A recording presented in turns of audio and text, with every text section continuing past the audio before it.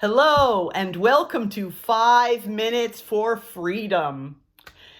This is where I share gems of information to encourage you forward in your move from a life of stress, overwhelm, and survival into peace and joy and freedom. Today's topic is self-sabotage. Before I get underway, let me just say that this information is based out of the work of Alex Howard, who is a London author, therapist, and I would call him a trauma expert. This is the basis of what I'm sharing today. But let's start with the definition of self-sabotage. Actually, it is our thoughts and our behaviors that cause us to step away from or abandon ourselves, who we are, our own values. Or we could also say that self-sabotage is what keeps us from being able to reach our goals. And some basics about that? Well, first of all, usually we're unaware that we're doing it.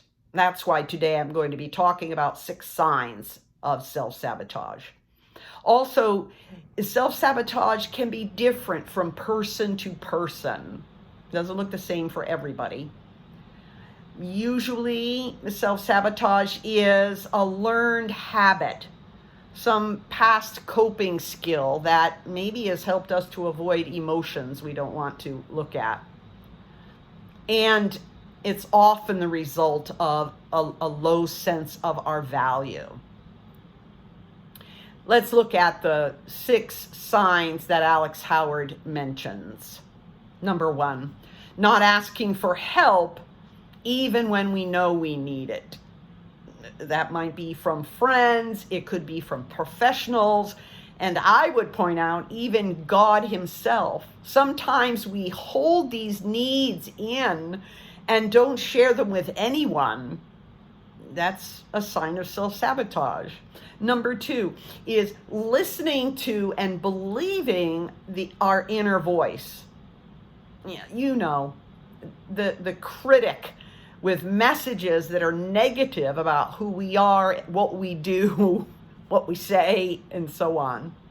These things that really stand in direct opposition to God's truth. Number 3, not taking on tasks or challenges because we're afraid that we're going to fail. Again, it keeps us from going forward. We just cause ourselves, we put roadblocks in front of ourselves. Number 4, picking fights with those who care about us. Just finding fault with them, perhaps out of desperation because we're trying to find reasons why we can't cope. It must be they did this. It must be they did that. Doesn't help us. Number 5, looking after others at the expense of our own wants and our own needs. This is especially dangerous, especially in light of biblical truth.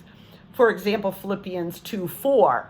Each of you should look not only to your own interest, but also to the interests of others. So yes, we put the oxygen mask on ourselves first and then help those around us.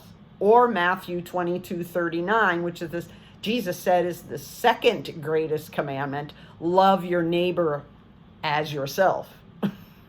Number 6, not setting boundaries.